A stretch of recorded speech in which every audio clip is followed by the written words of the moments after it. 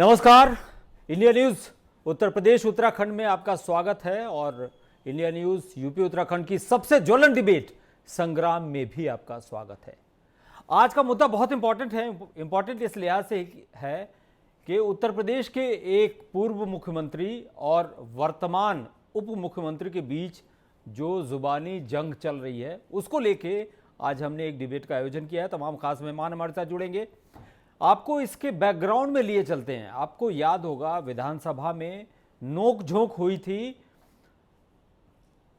अखिलेश यादव और साथ ही साथ केशव प्रसाद मौर्य के भीतर। कल का अभी केशव प्रसाद मौर्य का ट्वीट ये आया है कि अखिलेश यादव को देश के जो विरोधी हैं उन विरोधियों के अंदर उनको अपना वोट बैंक नजर आता है और साथ ही साथ उन्होंने ये भी कहा है कि अगर वो डॉक्टर होते तो अखिलेश यादव को मानसिक रूप से स्वस्थ होने के लिए दवाई देते, यानी कि उनका परोक्ष रूप से यही कहना था कि अखिलेश यादव मानसिक रूप से स्वस्थ नहीं है। इससे पहले आपको याद होगा अखिलेश यादव ने इन पर निशाना साधा था और उन्होंने कहा था कि केशव प्रसाद मौर्य का कद कम हो गया है और इसी वजह से उनकी कोई इज्जत नहीं हो रही है। साथ ही साथ उन्होंने अखिलेश यादव ने एक ट्वीट किया था केशव मौर्य की एक तस्वीर लगा के, जिस तस्वीर में वो मुस्कुरा रहे हैं उसमें उन्होंने लिखा था कि तुम इतना जो मुस्कुरा रहे हो। और साथ ही साथ उसका मंतव्य ये था, आशय ये था कि कहीं ना कहीं इनके डिपार्टमेंट में कहीं ना कहीं फंड नहीं मिल रहा है और कौन सा ऐसा गम है जो आप इसको छुपा रहे हैं। आज एक बहुत इंपॉर्टेंट डेवलपमेंट ये भी हुआ है कि अखिलेश यादव पर ओम प्रकाश राजभर जो कि सुभाषपा के राष्ट्रीय अध्यक्ष हैं उन्होंने भी हमला बोला है। दरअसल आज एक और खबर आई थी कि उनकी पार्टी में फिर से भगदड़ मची है, लगभग 40-50 लोग छोड़ चुके हैं। आज की लेटेस्ट खबर है। तो इन्हीं तमाम मुद्दों पर कि ये वर्सेस क्यों चल रहा है, ये अखिलेश वर्सेस केशव प्रसाद मौर्य वर्सेस ओम प्रकाश राजभर, ये क्यों चल रहा है, तमाम मेहमान हमारे साथ जुड़ चुके हैं। आपसे परिचय करा दें, शबनम पांडे हमारे साथ जुड़ेंगी, समीर सिंह जुड़ेंगे, रजा रिजवी जुड़ेंगे, पीयूष मिश्रा जुड़ेंगे। लेकिन उससे पहले आपको बयान सुनवाते हैं कि ये कौन कौन से बयान थे जिनके जरिए दोनों लोगों के बीच में और तीसरे पक्ष के बीच में भी जुबानी जंग चल रही है।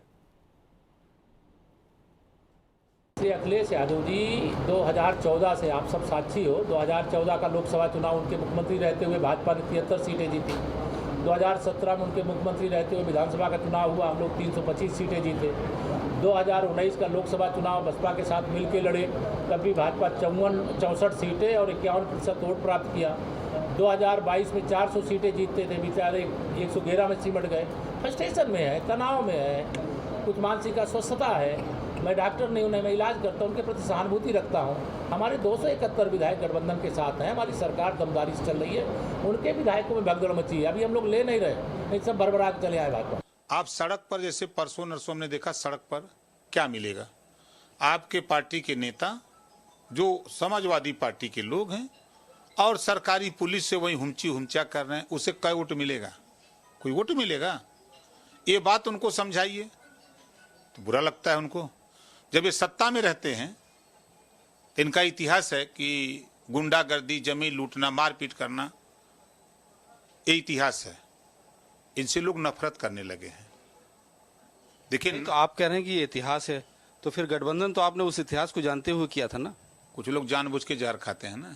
तो इतने वरिष्ठ नेता हैं, आपकी बात नहीं मानते क्या? वो आपने सुझाव नहीं दिया उनको? आपसे बातचीत नहीं की? अरे जब वो अपने चचा को नहीं मानते तो बच्चा को क्या मानेंगे? हैं?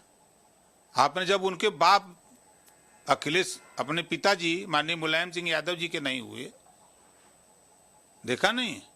वो धृतराष्ट्र की कहानी पढ़ लीजिए, वही हाल है। तो जब वो अपने चचा का बात नहीं माने बच्चा, हमलावर हो रहे हैं ओम प्रकाश राजभर। हमारे साथ तमाम खास मेहमानों का पैनल जुड़ चुका है और आपको याद दिलाना चाहेंगे एक और वक्तव्य अखिलेश यादव का, जिसमें उन्होंने एक खुली पेशकश की थी और ये कहा था केशव प्रसाद मौर्य को कि अपने साथ 100 विधायक को लेकर आएं, सपा में शामिल हों और वो सरकार आने पर मुख्यमंत्री बना देंगे। हमारे साथ मेहमान जुड़ चुके हैं। शबनम पांडे, प्रवक्ता बीजेपी, जुड़ चुकी है हमारे साथ। आपका बहुत बहुत स्वागत है। संग्राम में समीर सिंह, प्रवक्ता समाजवादी पार्टी के, आपका भी बहुत बहुत स्वागत है। रजा रिजवी साहब, वरिष्ठ पत्रकार हैं, आपका भी बहुत बहुत स्वागत है। और पीयूष मिश्रा, जो कि सुभाषपा के प्रवक्ता हैं, आपका भी बहुत बहुत स्वागत है। सबसे पहले डिबेट की शुरुआत करते हैं और समीर सिंह, जो कि समाजवादी पार्टी के प्रवक्ता हैं, उनसे पूछना चाहते हैं कि आखिर ये जो जुबानी जंग चल रही है, अगर माना जाए कि चलो ये सत्ता पक्ष और विपक्ष का मामला है तो सिर्फ दो लोगों के बीच में रहती है, लेकिन इधर ओम प्रकाश राजभर भी हमलावर हो रहे हैं, तमाम तरह के आरोप लग रहे हैं। इस जुबानी जंग को किस तरीके से देखती है समाजवादी पार्टी? देखिए रमन जी, समाजवादी पार्टी इस जुबानी जंग को किस तरह देखती है, उससे पहले तो हम ये समझ लें कि देखिए राजनीति में जो शब्दों के बाण एक दूसरे पे, एक जो प्रतिद्वंदी पे चलाए जाते हैं, ये बहुत ही आम बात है। अब इसमें क्या उसके पीछे रीज़न होता है, क्या नहीं होता है, कि सिर्फ तंज कसना होता है, वो अलग बात है। लेकिन दोनों लोगों के बीच में कुछ ज़्यादा ही हो रहा है जी। ये जो भी अभी बातें हुई हैं, अब जितने अभी जो नहीं, पहले जो सदन में भी पर्सनल कमेंट हुआ था। देखिए जुबानी जंग चलती रहती है, लेकिन पर्सनल कमेंट्स बहुत हो रहे हैं और इन दोनों लोगों के बीच में खास तौर पे एक दूसरे को लेके पर्सनल कमेंट्स भी हुए हैं। तो जी, पर्सनल कमेंट्स भी होते हैं, बिल्कुल होते हैं। हमने देखा कितनी बार कि मंचों से मुख्यमंत्री और प्रधानमंत्री जी भी पर्सनल कमेंट्स करते हैं विपक्ष पे, तो उसमें कोई बड़ी बात नहीं है पर्सनल कमेंट्स करना। लेकिन हाँ, पर्सनल कमेंट्स जो भी हो रहे हैं, इसके पीछे अगर हम देखें तो देखिए कोई बहुत गलत बात तो नहीं बोली गई। अगर जो पहला जो ट्वीट है जिसमें, या फिर जो पहली प्रेस कॉन्फ्रेंस है जिसमें आदरणीय अखिलेश यादव जी ने 100 विधायकों की बात करी थी, तो उन्होंने खाली ये कहा था कि ठीक है, क्योंकि अगर केशव प्रसाद मौर्य जी बोलते हैं वो क्यों आएंगे, एक बात विधायक हैं उनके पास। केशव प्रसाद मौर्य इस समय डिप्टी सीएम है, सरकार उनकी है, बहुमत उनके पास है, वो 100 विधायक ले क्यों जाएंगे? इसका लॉजिक क्या है? रमन जी, लॉजिक क्यों नहीं है? अच्छा ये देखिए, ये तो कहा नहीं गया था कि चलिए आप 100 विधायक लेके आइए, आप डेप्यूटी चीफ मिनिस्टर, आपको मंत्री बना दिया जाएगा। उनको तो बढ़ाने की बात हो रही थी कि भैया आपको देखिए वहां तो कुछ नहीं मिल रहा, और ये चीज हमारे सबके सामने है कि उनको कुछ नहीं मिल रहा। एक सेकंड रमन जी, मैं बात जो पूरी अपनी कंप्लीट कर दूं जी। इससे पहले हमने देखा, देखिए केशव प्रसाद मौर्य जी बहुत सीजन नेता हैं, बहुत पुराने नेता हैं। उनको पहले भारतीय जनता पार्टी के प्रदेश अध्यक्ष भी रह चुके हैं, हालांकि उनको प्रदेश अध्यक्ष के पद से हटा दिया गया था। इसके बाद फिर अभी हमने देखा वापस से, जब अभी दोबारा जो प्रदेश अध्यक्ष बनने की जो प्रदेश अध्यक्ष बनाने की जो जद्दोजहद चल रही थी, उसमें बहुत तेजी से केशव प्रसाद मौर्य जी का नाम आया था, और वो एक ट्वीट भी आया था कि संगठन सरकार से बड़ा है। तो इसके बाद जब मैं इसी विषय पे आ रहा हूं, जो मेरी जो क्रोनोलॉजी है उस पर ध्यान दीजिएगा कि जब संगठन सरकार से बड़ा होता है और वो संगठन से भी नकार दिए जाते हैं, उनको नहीं दिया जाता वो प्रदेश अध्यक्ष का पद जो उनको मिलना चाहिए या जिसके लिए वो जद्दोजहद कर रहे थे, तो ये बोला गया कि उनकी जो मुस्कुराहट है, वो मुस्कुराहट के पीछे बहुत सारे गम हैं, और वो गम के पीछे भी रीजन बताए गए थे। उस ट्वीट में अखिलेश यादव ने साफ साफ लिखा था कि इनके विभाग को पैसों का आवंटन कम किया गया है, टेंडर नहीं हो रहे, ये साफ साफ लिखा है उन्होंने। मैं उसी पे आ रहा हूं कि देखिए ये तो पूरी बैकग्राउंड स्टोरी हो गई कि उनकी मुस्कुराहट के पीछे कितने गम है। उसके बाद अब जो मंत्रालय है, वो मंत्रालय में भी उनके बजट आवंटन नहीं हो रहा है, टेंडर पास नहीं हो रहा है। अखिलेश यादव को दिक्कत क्या है? इससे अखिलेश यादव को दिक्कत क्या है? देखिए हमारे साथ शबनम पांडे, शबनम पांडे हमारे साथ देखिए, अगर शबनम जी अखिलेश यादव जी को बहुत दिक्कतें हैं, कितना भी कर लें, इनके किसके डिपार्टमेंट में पैसा कम जा रहा है, किसके डिपार्टमेंट में टेंडर के लिए पैसों का आवंटन सरकार की तरफ से नहीं हो रहा है, इसकी बड़ी चिंता है अखिलेश यादव जी को। रमन जी, अखिलेश यादव जी की चिंता और हताशा, हार के बाद से जो हताशा है, वो साफ तौर पे एक कहावत से कह सकती हूँ, काजी जी दुबले क्यों हुए शहर के अंदेशा से। वो विपक्ष में बैठे चिंतित हैं, दुबले हुए चले जा रहे हैं इस चिंता से कि केशव प्रसाद मौर्य जी कैसे उनका कद बढ़ता चला जा रहा है, किस तरीके से भारतीय जनता पार्टी को वो मजबूत करने में लगे हुए। शायद यही बात उन्हें पच नहीं रही है। वो राजनीति करते थे, सोचते थे कि हम बैकवर्ड के ठेकेदार बन जाएंगे, और कहीं ना कहीं बैकवर्ड ने जिस तरीके से केशव प्रसाद मौर्य जी को अपने सर का ताज बना के रखा है, ये इन्हें कहीं ना कहीं हताशा दे रहा है। लगातार 2014 से जितने चुनाव हो रहे हैं, अखिलेश यादव जी हारते चले जा रहे हैं और इस हार की हताशा में लगातार वो अनर्गल बयान दे रहे जी। हैं और उनके बयानों का अनर्गल होना इस बात की पुष्टि करता है कि तंग आके केशव प्रसाद मौर्य जी ने इस बात को कहा अंत में कि लगता है इनकी मानसिक स्थिति अच्छी नहीं है, मैं डॉक्टर होता, वो संवेदना रखते हैं उनसे कि अगर मैं डॉक्टर होता तो निश्चित तौर पर उनको दुरुस्त कर लेता। अब देखिए, चाहे राजभर जी हैं, वो उनके साथ गठबंधन करने के बावजूद उन्होंने जो पाया, खरी खोटी जो भी चीजें थी उनके सामने सुनाया। अब जब बलात्कार इनके समय में हुआ करता था तो ये महिला पत्रकारों को कहते थे अखिलेश यादव जी कि आप तो सुरक्षित है ना, मतलब प्रश्न मत करिए, आप तो सुरक्षित है। जिस तरीके से हाशिए पे नेताजी क्या कहते थे वो सभी लोग जानते हैं, पर उनके पुत्र उससे भी बढ़कर निकल गए। उद्यमियों को अगर सरकार मजबूत करती है तो सारे इनके प्रवक्ता एक सुर में करते हैं, सरकार तो उद्यमी का, लेकिन जब कोई उद्यमी भारत का दूसरे विश्व में दूसरे स्थान पे पहुंचता है तो फिर उसको सराहते हुए भी ये अपने को पीछे नहीं रख पाते। चलिए, हमारे साथ वरिष्ठ पत्रकार किस तरह से विकास कार्य कर रही है भाजपा और ये बैकफुट पे आते चले जा रहे हैं, जनता इनसे विमुक्त होती चली जा रही है। यानी विपक्ष के पास, आपका कहना है कि समाजवादी पार्टी के पास कोई मुद्दा नहीं है सिवाय जुबानी जंग के, आपका यही कहना है इसका मतलब? चलिए ठीक है, हमारे साथ रजा रिजवी साहब भी जुड़े हुए हैं, वरिष्ठ पत्रकार। रिजवी साहब, एक बहुत इंपॉर्टेंट बात आपसे कहना चाहूंगा।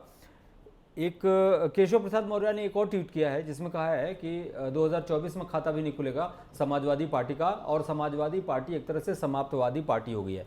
एक और इसी कॉन्टेक्स्ट में ये कहना चाहूँगा, राजभर की पार्टी में भगदड़ मची हुई है, लेकिन वो सीधा सीधा पार्टी छोड़ के इनके लोग निकल रहे हैं, लेकिन निशाना सध रहा है अखिलेश यादव पर। कुल मिला जुला के 2024 के इलेक्शंस के पहले अगर देखा जाए तो कहीं ना कहीं विपक्ष में इतना जबरदस्त बिखराव है कि कहीं ना कहीं कोई संभावना नजर नहीं आती है। देखिए रमन जी, ये सही है कि विपक्ष के बिखराव से भारतीय जनता पार्टी अपने को आश्वस्त समझती है कि 2024 का चुनाव हमारे लिए आसान है, और होता यही है कि विपक्ष एकजाई नहीं हो पा रहा है। इन दोनों लोग में पर्सनल इतना क्यों हो रहा है, और वो भी ट्विटर पे? देखिए, भारतीय जनता पार्टी अपने उन्वान में, अपने मकसद में बहुत कामयाब है जी। कामयाब इसलिए है कि अखिलेश को अपनी बात, अपना प्रतिद्वंदी सीधे बनाना चाहिए, जो अपनी बात कहनी चाहिए वो सीधे सीएम को लेना चाहिए, योगी आदित्यनाथ को। एग्जैक्टली। क्योंकि आप भी एक सीएम रहे हैं और एक सीएम आपके डायरेक्ट सामने है, तो आपको उनके, और बड़ी समझदारी से भारतीय अच्छा, क्या आपको नहीं लगता रिजवी साहब की कुछ ट्वीट बहुत हल्के हुए हैं दोनों तरफ से? कुछ रिएक्शंस भी बहुत हल्के हुए हैं। मुझे याद है एक डीएम का चश्मा एक बंदर लेके चला गया, उस पर एक रिएक्शन आया था पूर्व मुख्यमंत्री का। तो मुझे लगता है कि कहीं ना कहीं इनकी जो सोशल मीडिया टीम है या जो भी इनका पीआर मैनेज कर रहा है, कहीं ना कहीं कुछ हल्कापन दिख रहा है। नहीं, इसमें तो कोई दो राय नहीं कि जो भारतीय जनता पार्टी के पास सोशल मीडिया है वो सोशल मीडिया समाजवादी पार्टी के पास नहीं है। मैं तो विधानसभा में मौजूद था, विधानसभा में जो बात उठी थी उसमें खाली यही केशव जी ने कहा था कि साहब आपका जो है सफाई जो है उसका है, इसका है, इसको कह के जरा से चिढ़ाया था, और उसमें अखिलेश बिल्कुल ताव में आ गए और चिढ़े भी वो। तो उनकी जो भारतीय जनता पार्टी की मंशा थी, जो प्लानिंग थी, उस प्लानिंग के तहत वो सक्सेस हो गए कि इनकी वार जो है वो केशव वर्सेस जो है अखिलेश हो गई, जबकि अखिलेश को वार करना चाहिए जो है वो योगी के ऊपर करना चाहिए, कहना चाहिए। यानी भारतीय जनता पार्टी का जो मोटिव था उसमें कामयाब है, उसमें भारतीय जनता पार्टी कामयाब है। बिल्कुल। पीयूष मिश्रा हमारे साथ सुभाषपा के प्रवक्ता जुड़े हुए हैं। सबसे पहले तो दर्शकों को बहुत आनंद आता है जब ओम प्रकाश राजभर बोलते हैं, और अभी कुछ दिन पहले मैंने भी एक इंटरव्यू किया था उनका, और बहुत बेबाक और बहुत साफ गोई से अपनी बात रखते हैं। आज उन्होंने बहुत बहुत बड़ी बड़ी बातें की हैं। आज उन्होंने कहा है कि सपा से सब लोग नफरत करते हैं, गठबंधन के तौर पर जानबूझ के जहर खाया, या ये हमारे कैमरे पर एक्सक्लूसिवली उन्होंने कहा है कि गठबंधन के तौर पर जानबूझ के कुछ लोग जहर खाते हैं और हमारे से भी गलतियां हुई थी।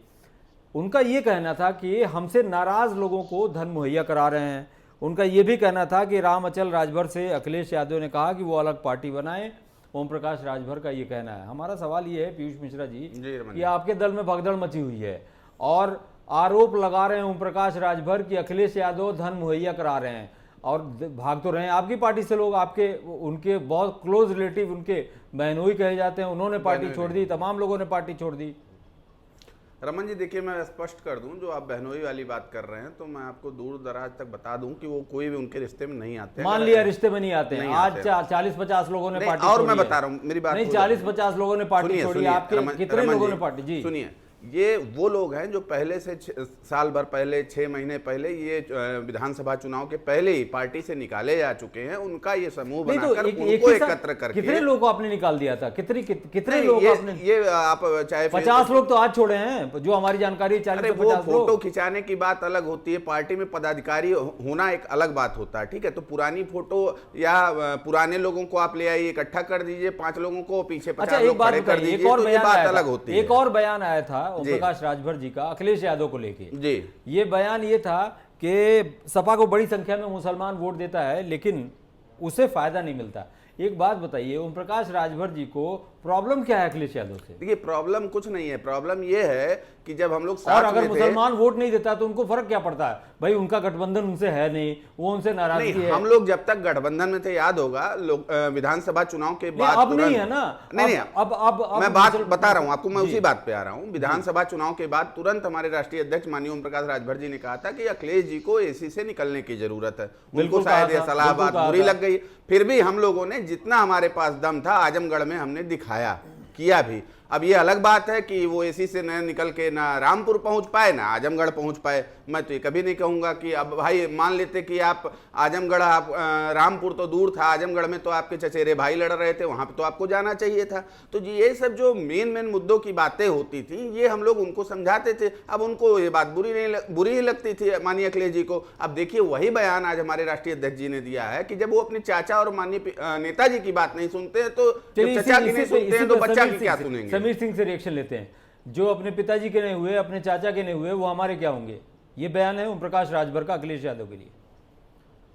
जी देखिए, सबसे पहले तो राजभर जी जो अभी कर रहे हैं, अब उसकी इंटेंशन देखिए सबको पता है। नहीं, क्या पता है? क्या इंटेंशन क्या है ये बताइए। देखिए, राजभर जी ने जिस तरीके से समाजवादी पार्टी और राष्ट्रीय अध्यक्ष आदरणीय अखिलेश यादव जी को टारगेट किया था गठबंधन का साथी होने के बावजूद, उसके तहत समाजवादी पार्टी ने एक गठबंधन का साथी होने के बावजूद एग्जैक्टली वही मैं कह रहा हूं कि उसके बाद भी देखिए कई बार ये बात चुनाव तक तो टारगेट नहीं किया था ना। बिल्कुल नहीं किया था। तो बात तो यही है तो नहीं किया कि चुनाव, देखिए आज ये सब बातें हो रही हैं कि देखिए एसी वाली बात चुनाव हारने के बाद, मुसलमानों को साथ ना देने की बात चुनाव हारने के बाद, जितने भी आज क्या कहते हैं, आज ओम प्रकाश राजभर जी को ये कहना पड़ रहा है कि हमने जहर पीना पड़ गया।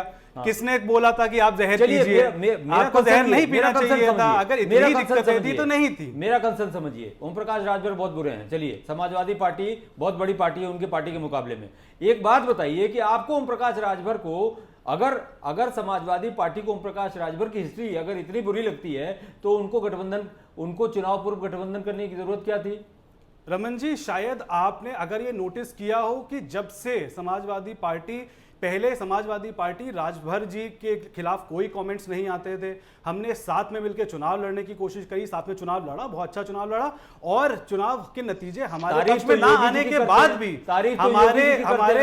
हमारा जो चुनाव था, चुनाव के जो नतीजे हमारे पक्ष में नहीं आने के बाद भी समाजवादी पार्टी की तरफ से या आदरणीय अखिलेश यादव जी की तरफ से अपने किसी भी सहयोगी दल पे कोई बिल नहीं फाड़ा गया। हमने राजभर जी को कुछ नहीं कहा, हमने गठबंधन के किसी दल को कोई कंप्लेंट नहीं की।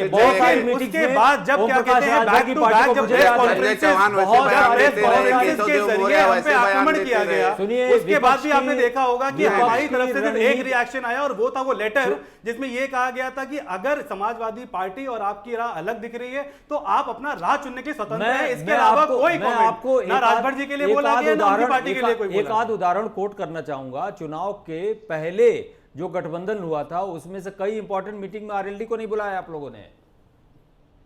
चाचा जी को नहीं बुलाया, आरएलडी तो छोड़िए, घर के चाचा जी को नहीं बुलाया। अगर फिर मैं ये कहूं कि इसमें तो फिर आरएलडी बहुत बड़प्पन दिखा रही है कि आरएलडी आज भी हमारे साथ है। आरएलडी आज भी तो अगर जो हमारा गठबंधन भी था, जो आपके साथ खड़ी जो है। हमारा ये गठबंधन भी भी सही था, है। वो अगर आप देखें तो हमारा आरएलडी से गठबंधन, अभी जो गठबंधन है उसमें सबसे पुराने साथी हमारे राष्ट्रीय लोक दल है, और आगे भी वो हमारे साथ चुनाव लड़ेंगे 2024 में। और हमने हर बार यही बोला कि 2024 का चुनाव हम जो 2022 के जितने भी सहयोगी दल थे उनके साथ ही मिलकर लड़ना चाहते हैं, लेकिन जो टर्न ऑफ इवेंट्स हुए उसके चलते हम लोग की राह अलग हो गई। देखिए, लेकिन आज भी क्या कहते हैं राष्ट्रीय अध्यक्ष जी का कोई बयान आप नहीं देखेंगे कि इधर उधर बयान वो बाजी कर रहे हैं। देखिए आप लोग क्या करेंगे ये तो चाहे समय किसी भी बताएगा, सहयोगी दल के ये तो ऊपर। समय बताएगा। इसलिए कि एक और सवाल रिजवी साहब से पूछना चाहते हैं। इनका ये कहना है कि आरएलडी के साथ हमारा बड़ा मजबूत गठबंधन है और आने वाले समय में बहुत एक्टिवली हम लोग एसोसिएट होंगे, लेकिन बीजेपी ने भी जो गेम किया है अभी हाल में भूपेंद्र चौधरी को जिस तरीके से बीजेपी में एक कद्दावर तरीके से जगह दी है, उनको प्लेस किया है, क्या आपको नहीं लगता रिजवी साहब कि कहीं ना कहीं पश्चिमी जाट बेल्ट में इसका बहुत फर्क पड़ेगा, बहुत इम्पैक्ट पड़ेगा? देखिए, हम लोग तो ये समझ रहे थे कि विधानसभा के जो चुनाव हुआ है उसमें पश्चिमी क्षेत्र में हम लोग ये समझ रहे थे कि आरएलडी और सपा का जो गठबंधन डेफिनेटली हुआ वो है, कुछ बेटर करेगा, तो उससे कुछ बेटर करेगा कुछ और better ज्यादा करेगा, सीटें बिल्कुल, आएंगी। बिल्कुल। लेकिन कहीं ऐसा नहीं हुआ कि जो है वो वहां पर आरएलडी और एसपी गठबंधन के पास ज्यादा सीटें आती। वहां जबकि वहां पर किसान ज्यादा हैं और किसानों का साल भर आप समझिए पूरा जो है धरना प्रदर्शन चला, तो ये समझा जा रहा था कि जाट बेल्ट जो है वहां जब लोग जाते थे, सोशल मीडिया के लोग जो जमीनी हकीकत तो पता करते थे, तो ये लगता था कि जाट मुझे और लगता है मुस्लिम कि एक कहीं हो ना गए कहीं- हैं, लेकिन ऐसा रिजल्ट नहीं दिखा। उससे आप अच्छा समझिए रिजल्ट हम लोगों ने पूरब में दिया इनको। नहीं, मुझे लगता है रिजवी साहब, पर्सनली मुझे लगता है कि कहीं ना कहीं राष्ट्रवाद का जो एजेंडा है उससे आदमी अपने आप को कनेक्ट कर पाया और बीजेपी उसको एनकैश कर ले गई। बिल्कुल सही है, जो मुस्लिम बेल्ट थे आप समझिए उस बेल्ट में समाजवादी पार्टी शबनम ने पांडे हमारे टिकट साथ नहीं बिल्कुल। दिया वहां। शबनम पांडे हमारे साथ जुड़ी हुई हैं। शबनम जी, आप लोग अपने मकसद में कामयाब रहे, जैसा कि रिजवी साहब बोल रहे थे कि डेफिनेटली एक पूर्व मुख्यमंत्री को, अगर पूर्व मुख्यमंत्री का कहीं ना कहीं अगर ट्वीट जाता है तो एक मुख्यमंत्री लेवल के आदमी के लिए जाना चाहिए, लेकिन कहीं ना कहीं ये अखिलेश यादव जो कि पूर्व मुख्यमंत्री हैं वर्सेस जो डिप्टी सीएम हो गया, तो रिजवी साहब का ये कहना है कि कहीं ना कहीं इस मुद्दे को डाइवर्ट कर दिया बीजेपी ने अपने एजेंडे के तहत। आपका रिएक्शन? देखिए, निश्चित तौर पे इस बात को हर कोई जानता है कि लड़ाई और दोस्ती बराबरी में होता है, अपने स्तर को देख के होता है। लेकिन एक मुख्यमंत्री अगर डिप्टी सीएम से लड़ बैठते हैं या डिप्टी सीएम के हर कार्रवाई पे कटाक्ष करते हैं, तो निश्चित तौर पे दिखता है कि जो मुख्यमंत्री पद उन्हें जब मिला था तो वो कहीं ना कहीं परिवारवाद की अनुकंपा से मिला था कि परिवार में वो पुत्र है इसलिए मुख्यमंत्री बन गए थे, उन्हें उस पद की गरिमा का अंदाजा भी नहीं है जी। तो ये दिखता। और एक कमजोर स्थिति में अपने आप को पाती है सपा, इसलिए बार बार वो टिप्पणी ये भी करते हैं आप 100 विधायक लेके आ जाइए, आपको ये बना देंगे वो बना देंगे। ये कमजोर स्थिति सपा की दिखाती है कि 2024 आने में अभी समय है, लेकिन अभी से थरथरा रही है सपा कि हम किस तरीके से 2024 में सामना करेंगे, क्योंकि इनके जितने गठबंधन के साथी हैं इनके साथ रहने के बाद इतनी विपक्ष स्ट्रांग दिख नहीं रहा है। समीर सिंह हमारे साथ हैं। समीर जी, एक बहुत इंपॉर्टेंट आपको उदाहरण देना चाहूंगा, नीतीश कुमार का उदाहरण। एक दौर था, आपको याद होगा कि नीतीश कुमार एक तरह से ऐसे उभर रहे थे जैसे वो अपने आप को पोर्ट्रे कर रहे हों प्रधानमंत्री पद के उम्मीदवार के रूप में। बाद में एक तरह से एक समय ऐसा आया, रिजवी साहब आप भी शायद सहमत होंगे कि बाद में एक समय ऐसा आया कि लगा कि वो अपने अलायंसेज या जो सबसे बड़ा घटक दल था उसके सामने नतमस्तक हो गए, बिल्कुल सरेंडर बोल दिए। लेकिन इस समय नीतीश कुमार जिस तरीके से फिर से अपने आप को रिवाइव करने की कोशिश कर रहे हैं, वो कुल मिला जुला के एक विपक्ष के एक लीडर के तौर पे उनको इस्टेब्लिश करने के लिए मुझे लगता है कि ये शुरुआती स्टेप काफ़ी है। अखिलेश यादव को, समीर सिंह आपसे जानना चाहेंगे, अखिलेश यादव को कुछ बड़ा सोचना चाहिए, कुछ बड़ा करना चाहिए, इसलिए कि देखिए नीतीश कुमार जगह जगह जा रहे हैं, मिल रहे हैं, इनसे भी मिल के गए हैं, तमाम चीज़ें कर रहे हैं। तो यूपी में अगर विपक्ष को एकजुट करना है तो कहीं ना कहीं एक बड़ी मानसिकता के साथ, क्या आपको नहीं लगता कि आपके पूर्व मुख्यमंत्री को, आपके अखिलेश यादव जी को आना चाहिए? बिल्कुल आना चाहिए, और ये सिर्फ 2024 में नहीं, अगर आप देखेंगे तो 2017, 2019 और 2022 तीनों चुनावों में राष्ट्रीय अध्यक्ष आदरणीय अखिलेश यादव जी ने बड़ा दिल दिखा के गठबंधन किए हैं। गठबंधन के साथ साथ जो सीट डिवीजन है उन पे भी बड़ा नहीं, दिल दिखा के कौन सा अलग कितना बड़ा दिल दिखाया जी आपने अपने एक बात बताइए, प्रसपा को कितनी सीटें दे दी आपने? ये तो बहुत बड़ा विषय हो जाएगा डिबेट का। प्रसपा को कितनी सीटें दे दी आपने? 16 हमको दी, 12 अपने कैंडिडेट दे दिए, 4 हमारे लड़े, 12 इन्होंने अपने कैंडिडेट। ये देखिए, ये डिबेट ये बहुत बड़ी हो जाएगी। फिलहाल आप सब लोगों का बहुत बहुत धन्यवाद। शबनम पांडे जी, सबीर सिंह जी, रजा रिजवी साहब और पीयूष मिश्रा जी, आपका बहुत बहुत धन्यवाद। लेकिन कुल मिला जुला के जो जुबानी जंग चल रही है वो तो चलती रहेगी, राजनीति में ये तमाम चीज़ें होती रहती हैं, लेकिन इसमें एक शुचिता का एक ख्याल रखना चाहिए। और सबसे बड़ा सवाल उत्तर प्रदेश में ये है कि विपक्ष आखिर किस तरह से लामबंद होगा, इसलिए कि बीजेपी अपने मकसद में पूरे तौर पर कामयाब रही है और जिस तरीके से उसने अपने तमाम एजेंडे को एक इवेंट के रूप में कन्वर्ट कर दिया है और एक असली राष्ट्रवादी पार्टी जो अपने आप को पोर्ट्रे कर रही है और लोगों के मन में एक बात ये घुसाती चली जा रही है, लोगों के मन में ये घुसता चला जा रहा है कि हाँ इकलौते यही हैं, इकलौते यही हैं। उसको काउंटर करने के लिए कहीं ना कहीं कोई दिख नहीं रहा है। राहुल गांधी पदयात्रा कर रहे हैं, तमाम सभाएं हो रही हैं, तमाम चीज़ें हो रही हैं, लेकिन जिस तरह से एकजुट होना चाहिए विपक्ष को उत्तर प्रदेश में खास तौर से, वो दिख नहीं रहे। आप सबको बहुत बहुत धन्यवाद। रुकते एक छोटे से ब्रेक के लिए। फिलहाल हमें दीजिए इजाज़त। नमस्कार।